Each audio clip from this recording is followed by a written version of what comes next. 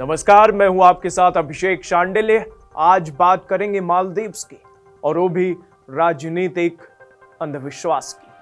अंधविश्वास कहता है कि हमारे आसपास काला जादू नाम की कोई चीज भी मौजूद है जिसे इंसान को अपने वश में किया जा सकता है।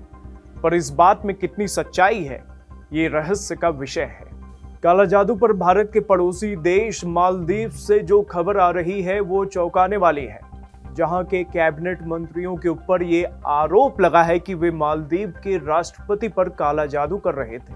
दरअसल मालदीव पुलिस ने गुरुवार को राष्ट्रपति मोहम्मद मुइज्जू पर काला जादू करने के आरोप में 2 मंत्रियों को गिरफ्तार किया है। स्थानीय मीडिया ने पुलिस के हवाले से बताया कि पर्यावरण मंत्रालय में राज्य मंत्री शमनाज सलीम, शमनाज के पूर्व पति और राष्ट्रपति कार्यालय में मंत्री के रूप में कार्यरत एडम रमीज के अलावा 2 अन्य लोगों को राष्ट्रपति के ऊपर काला जादू करने के आरोप में गिरफ्तार किया गया है।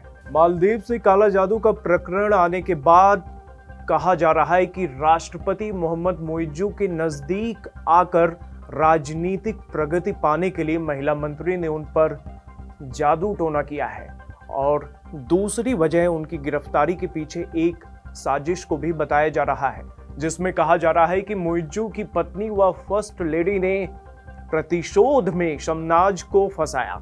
बता दें कि शमनाज ने मुइज्जू की पत्नी का एक वीडियो लीक किया था जिसमें वह पब में गाना गाते व थिरकते हुए दिखाई दे रही थी।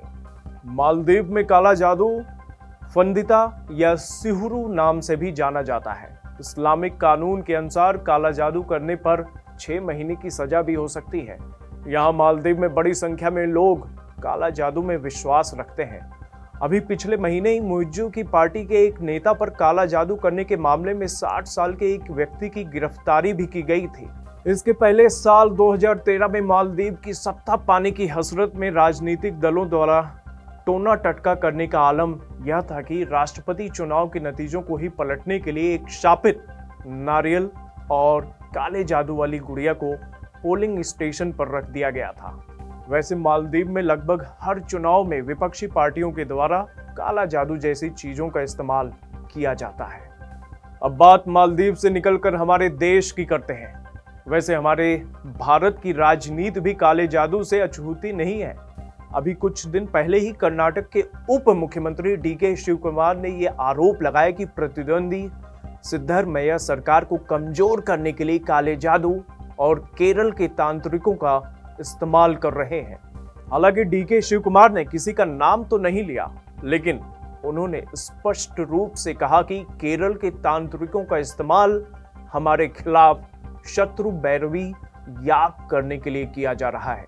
साथ ही उन्होंने यह भी कहा कि केरल के राजा राजेश्वरी मंदिर के करीब काले जादू करने की रस्में किए जाने के बारे में उनके पास सटीक जानकारी भी उपलब्ध है। इसके बाद अगले दिन डीके शिवकुमार के लगाए आरोप पर टिप्पणी करते हुए केरल के राजा राजेश्वरी मंदिर के प्रवक्ता ने कहा कि कर्नाटका के मुख्यमंत्री सिद्धरमैया को नुकसान पहुंचाने के लिए मंदिर परिसर के अंदर काला जादू करने जैसा कोई आयोजन हुआ ही नहीं। वैसे काले जादू जैसी चीजों से हमारा पड़ोसी देश पाकिस्तान भी अछूता नहीं है। Pakistani news agency the Dawn की सालों पहले आई एक रिपोर्ट के मुताबिक पूर्व राष्ट्रपति आसिफ अली जरदारी पाकिस्तान का राष्ट्रपति बनने के साथ ही काले जादू जैसी चीजों से एक जमाने में इतना डरते थे कि उन्होंने इस डर से उबरने के लिए हर बड़ा काम करने से पहले काली बकरी की कुर्बानी देना शुरू कर दिया था। अब काला जादू और टोना टटका राजनीतिक दलों को कितना फायदा पहुंचाता है, ये सवाल तो हमेशा बना रहेगा।